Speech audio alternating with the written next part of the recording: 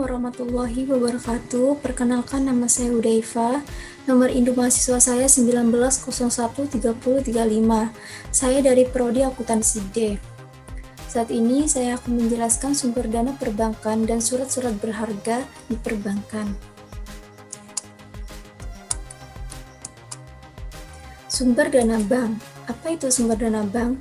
Sumber dana bank adalah usaha bank dalam memperoleh dana dalam rangka membiayai kegiatan operasinya, sesuai dengan fungsi bank sebagai lembaga keuangan di mana kegiatan sehari-harinya adalah bergerak di bidang keuangan. Maka, sumber-sumber dana tidak terlepas dari bidang keuangan.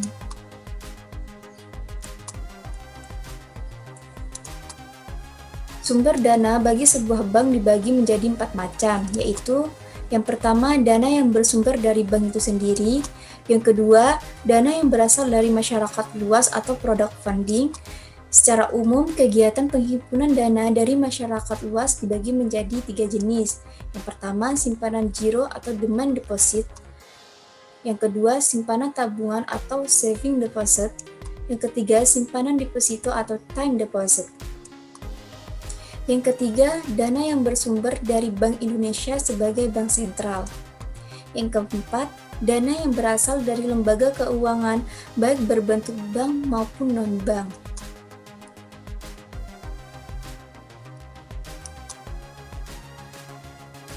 Selanjutnya, pentingnya sumber dana dari bank maupun nasabah. Yang pertama, sebagai alat pembayaran kegiatan usahanya.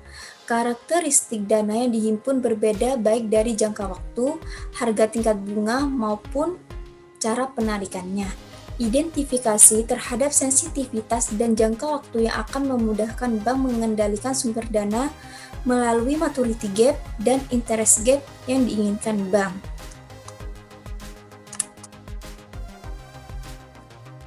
Yang kedua, sebagai sumber likuiditas bank, pemeliharaan likuiditas dapat dicermati dari dana yang ditempatkan pada kas atau giro wajib atau giro Bank Indonesia, atau bahkan pada secondary reserves berupa marketable security berjangka pendek. Semakin banyak dana yang ditempatkan pada pos-pos tersebut, maka semakin liquid bank yang bersangkutan.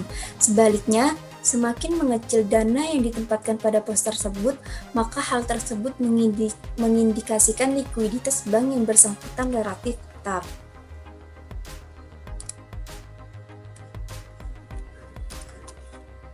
Yang ketiga, sebagai tolak ukur kepercayaan masyarakat. Volume dana pihak ketiga bisa dijadikan sebagai indikasi tingkat kepercayaan masyarakat pada bank yang bersangkutan.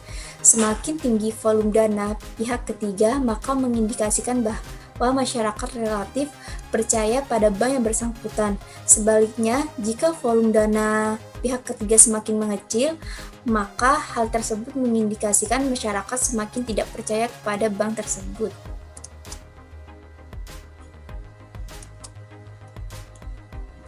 Surat-surat berharga di perbankan. Surat berharga di perbankan ini sering dimanfaatkan untuk alat pembayaran dalam kegiatan transaksi perdagangan modern, khususnya pada kalangan pengusaha. Banyak di antara para pengusaha yang memanfaatkan surat berharga ini sebagai alat bayar transaksi perdagangan karena dinilai lebih praktis, aman, dan juga memiliki prestasi tersendiri.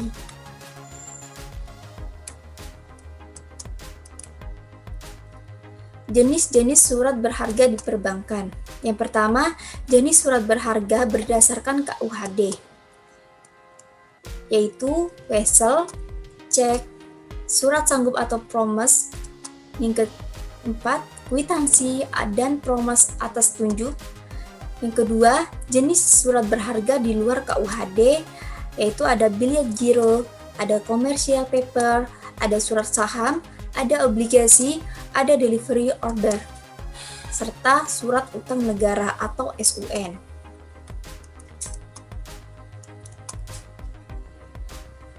Manfaat surat berharga. secara yuridis. Dilihat dari sisi yuridisnya, surat berharga bermanfaat sebagai alat pembayaran, alat pemindahan hak tagih karena sudah diperjualbelikan, dan juga sebagai alat legitimasi atau surat bukti tagih yang sah. Secara fungsinya, sedangkan jika dilihat berdasarkan fungsinya, maka surat berharga memiliki fungsi sebagai surat yang memiliki sifat hukum kebendaan, surat tanda keanggotaan dari suatu persekutuan, dan juga surat tagihan utang. Sekian dari saya, kurang lebihnya mohon maaf. Wassalamualaikum warahmatullahi wabarakatuh.